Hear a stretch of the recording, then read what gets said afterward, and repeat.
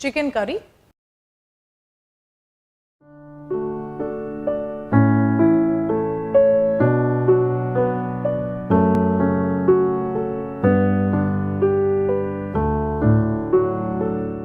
Hi, I'm Anupa and I welcome you to Sanjeev Kapoor Khazana and a warm welcome to a series of cooking for beginners. Now let's make a very basic chicken curry. Chicken curry is something that can be made in so many ways.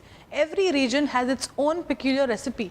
This one is a basic recipe made all over India, and there is no specific name to this. It is just plain simple chicken curry, and I'm sure you'll love this recipe. So let's quickly see what all we need to make this basic chicken curry. For chicken curry, we need chicken pieces which are cut on the bone, grated onion, fresh tomato puree, oil, salt, chopped coriander leaves, red chili powder, turmeric powder, cumin powder, garam masala powder, garlic paste, ginger paste, coriander powder, cinnamon stick, green cardamom, cloves. Okay, so let me first explain to you what is an Indian chicken curry.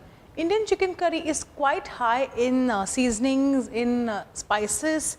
So there are a lot of things that actually attribute to make this chicken curry a hit preparation. Now what happens is that we use some fresh ingredients and we use some powdered whole spices. So I'll just explain to you. In case of fresh ingredients, I have onion and tomato, which is going to be my base of the gravy. But to make this even more tasty, I'm going to be adding some whole spices and some powdered spices. So primarily, I'm going to be using onion. Now onion here is grated. Why grated? Because that is the easiest way to process an onion. Of course, to puree it is even easier, but since we are using pureed tomatoes, we need not use pureed onions, because you need that little bite, or you need that little chunk in the chicken curry. So onions we have grated, and tomatoes we have used nice bright red ripe tomatoes which we have pureed.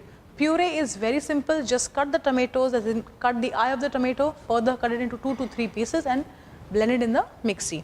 So you have this tomato puree and you have the onions. So first of all, we'll first take oil in a non-stick pan. I prefer to work in a non-stick pan because it really saves the efforts, and secondly, nothing really sticks to the bottom of the pan, so you're not really worried about your chicken curry or any other preparation getting burnt. Unless you really leave it in the pan for hours and forget totally about it, nothing like this is going to happen here. So once you add oil to this, we'll add some whole spices. In whole spices, we'll be using cinnamon, cloves and green cardamom. Indian preparations or Indian curries are quite flavorful with whole spices as well, and these ingredients impart a lot of flavor to the curry. But you don't need to add lots of it, maybe a small piece of cinnamon, green cardamom and some cloves. So as you add this to the oil, you'll automatically get a very nice aroma, and this will be there in the curry all the while. So it's very important to add whole spices, and then there is something that is known as garam masala powder, which is a powder or a masala which is made by grinding whole spices, not just these three, a lot of other, and they are lightly roasted and then they are powdered. So this is a garam masala which is generally used in all Indian preparations across India. So after you've added the whole spices, add onion. Now what happens is, after you grate onion, it kind of leaves water like this. So try and squeeze out this excess water, because if there is water in the onion, which means it will take a while to brown, and in the chicken curry you need nice brown onions. So just squeeze out this excess water like this. So when you squeeze out this water, browning happens faster, and you add it to this oil and you start sauteing this till the onion starts browning. Now sometimes what happens is, while sauteing, you'll observe that the oil has already got absorbed by the onion, because initially we had not added a lot of oil. You can easily go on and on with this much oil as well if you are quite calorie conscious. If you think you can easily carry it off by adding some more oil, you could add it here. Or in this case, if you were to make it with very less oil, you have to keep on sauteing this till the onion starts browning. Once onion starts browning, we will add the other ingredients. All the other spices shouldn't be added before the onion browns, because once you have added everything else, onion will not brown, it will only stay white. But since we want the onion to brown, we will not add anything right now. What is basically browning of onion? Onion has got a lot of sugar, and when it comes in contact with heat like this, it caramelizes, and that is why brown onions always taste sweet. Since the sugar has got caramelized, it tastes sweet and it also turns golden brown. So that is a very simple logic behind browning of onions. And of course it also gives a very good flavor to the curry. Most of the biryanis you see have brown onion as garnish is only because it gives good look, at the same time it also tastes nice. And in case of chicken curry, we have to brown the onion because in case of onions like this, it stays quite raw, it doesn't give a good mouth feel.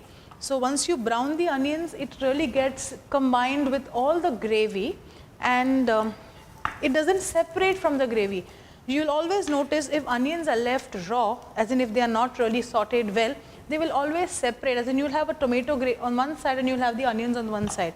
So it is always important to saute the onions to an extent that it starts browning. Okay, so you see the onion has already started browning. Now is the time to add other spices. We will first start off with ginger garlic paste. After you add ginger garlic paste, we will now add turmeric powder. We will add red chili powder. Red chili powder would depend upon the kind of spicy food you eat at home. We will add some cumin powder and some coriander powder. Now after you add the whole spices, there are chances that it may burn. So you may add very little water and just mix this. Or else the spices would have all got burnt, since there was very little oil that we had used in the masala. Okay, so now this needs to be sauteed for about a minute. After you have done this, we have to now add tomatoes, and tomatoes are in pureed form. So we have pureed the tomatoes, we'll add all of it here. You see, after you add the tomato puree, the color changes and it goes nice and bright red. Now in this case, if the tomatoes were not red, this would not have looked very good. It would have given an insipid look. And apart from that, the red chili powder also that we have used is the Kashmiri one, which is not very spicy and it imparts good color. So as far as possible, try and use Kashmiri red chili powder and bright red tomatoes. So this way you will have a very good, nice, bright red chicken curry. Now after we've added the tomatoes, we'll now add salt.